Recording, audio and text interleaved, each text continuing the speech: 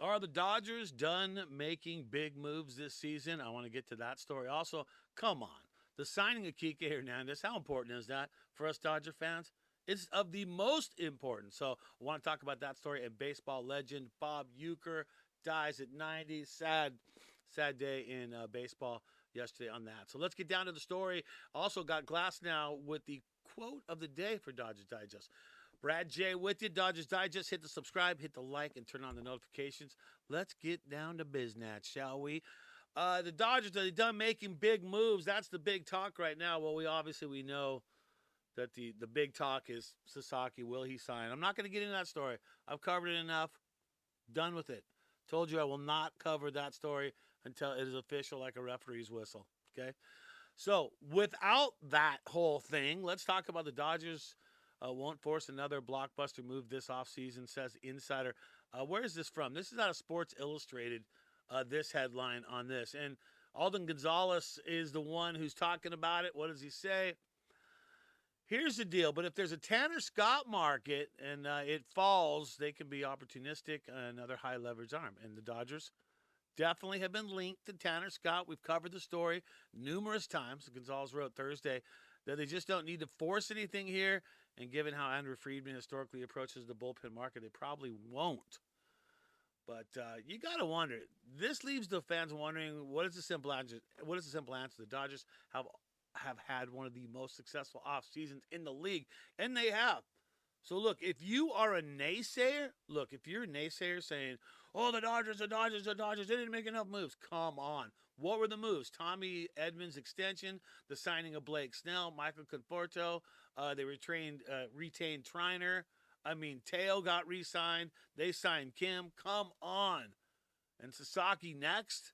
I think the Dodgers have done plenty to show they are in it to win it again. So I don't know what your thoughts are. Put the comments down below. Okay, down below. Is that how they do it? I'm not sure how they do it. All right. So, look, I told you I wouldn't cover the Sasaki stuff at all. I'm still not covering the Sasaki stuff. But I do want to have on the Dodgers Digest quote of the day. Tyler Glasnow was on the phone with Sasaki. And let's get to what he said. I'm going to have my own take on this. I'm going to tell you that right now. Here's what Tyler Glasnow said. He had a chance. He has the same agent, first of all, as Sasaki does. So he was hanging with his agent. Sasaki was on the phone. And here's what happened. Tyler said to him, "You should come to the Dodgers. I haven't played for the other two organizations. But if one of your main goals is to become the best pitcher you can possibly be, like development wise and everything, scouting report wise, to like all that stuff, this is the place for you." Tyler Glass now. Come on. Tyler, could you do a little better sell on that one, bud? I think we need to send you to sales training classes. You could have done. This is your chance to swole the dude to come to the Dodgers, and this is all you got to say to him? The scouting report. I mean, I know all that stuff's important. But I just figured, come on. Couldn't he done just a little better job than in selling the Dodgers to Sasaki? All right. All right, let's talk about Kike. Wow, all right.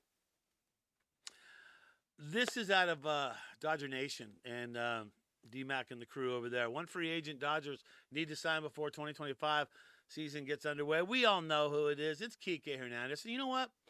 After really kind of taking a back seat and kind of thinking about it for a little while, I feel that, and this is strictly me on this one, they're going to sign Kike.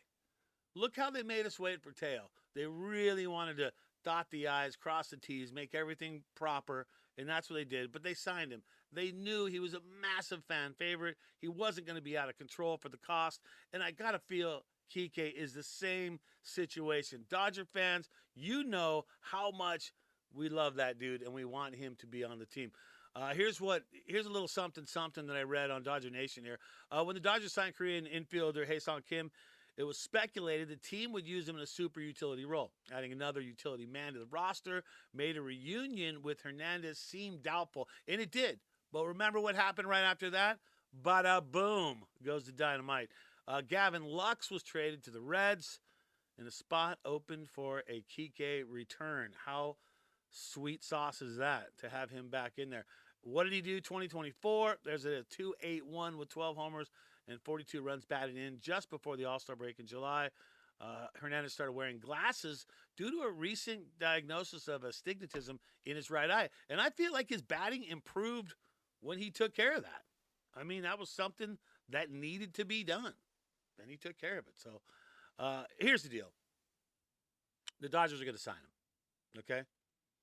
I don't know what I'll do if they don't. Maybe I'll eat raw liver, but the Dodgers are going to sign him. They know how important he is to the team. Where it becomes difficult is some people are saying, well, Tommy Edman can be the utility guy. Well, no, he's primarily your center fielder, so he's not your utility guy, although he can play everywhere and you can use him in that role. But it starts coming down to CT3. What's going to happen with Taylor? What do you do with Taylor in the mix now if Kike gets in? Do you keep Taylor on the team? It's a 40-man roster. How are you going to go into spring training with that? So it's something to think about. We all know that Kike needs to be signed, and I feel when the dust settles, Kike will be signed. Trust me on that one. All right. Beloved Brewers broadcaster Bob Uecker, Mr. Baseball, and he was more than just a Brewers broadcaster.